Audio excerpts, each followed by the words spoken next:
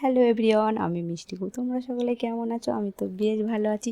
সুখ শান্তির সংসারে তারই ছোট্ট একটা ভিডিও। ঘুম থেকে উঠে আমি সমস্ত রকমের কাজকর্ম করে দেখো আগেই সবজিগুলো কেটে নিয়ে এই যে রান্না বসিয়ে দিলাম।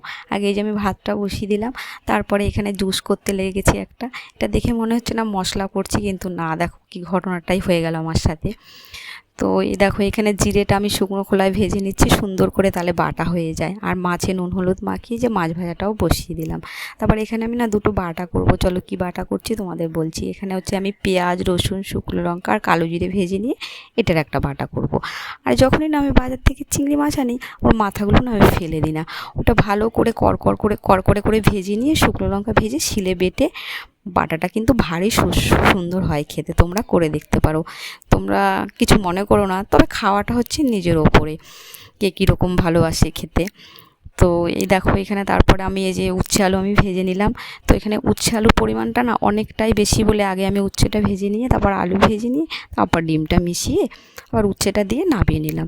কিন্তু নিজেদের ঘরে যখন অল্প করি তখন কিন্তু উচ্ছে আলুটা আমি একই সাথে ভেজে নিই, এখানে পরিমাণে অনেকটা বেশি তো তাই জন্য।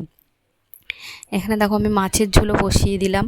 এখানে কুমড়োটা আর বেগুনটা ভেজে নিয়ে তারপর মশলাটা ভালো করে দিয়ে কষিয়ে নিয়ে গ্যাস কমিয়ে মাছ দিয়ে ঢাকা দিয়ে রেখে দিলাম। আস্তে আস্তে আবার ফুটে গেলে নামিয়ে নেব। আর এই দেখো বাটাগুলো আমি করে নিলাম। বাটাগুলো দেখে কিন্তু খুব লোভ লাগছে, কিন্তু আমার তো বেশ লোভ লাগছে।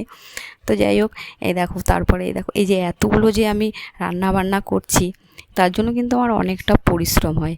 কিন্তু জানো তো, কারোর জন্য কিছু ভালোবেসে করলে তখন পরিশ্রমটা কিন্তু পরিশ্রম মনে হয় না। আমাদের বাড়িতে না মিস্ত্রি দাদারা কাজে লেগেছে। তো মিস্ত্রি দাদারা যখনই আমাদের বাড়িতে কাজে লাগে আমি বলি, দাদা তোমরা দুপুরবেলা এখানে খাওয়া দাওয়া করে যাবে। তো এই দেখো রান্না বান্না আমার প্রায় শেষের দিকে। এই যে দাদাদের জন্য আমি এখন ভাত বেড়ে নিচ্ছি, মানে 3জন মিস্ত্রি আছে। আর দেখো মাছের ঝোলটা দেখে কি লোভনীয় লাগছে, তাই না? তো আমার ভিডিওটা তোমাদের কেমন লাগলো? ভিডিওটার বেশি আমি বড় করলাম না। তো ছোট্ট একটা লাইক কমেন্ট করে পাশে থেকো। সবাই ভালো থেকো, সুস্থ থেকো। দেখা হচ্ছে নেক্সট একটা ভিডিওতে। টাটা।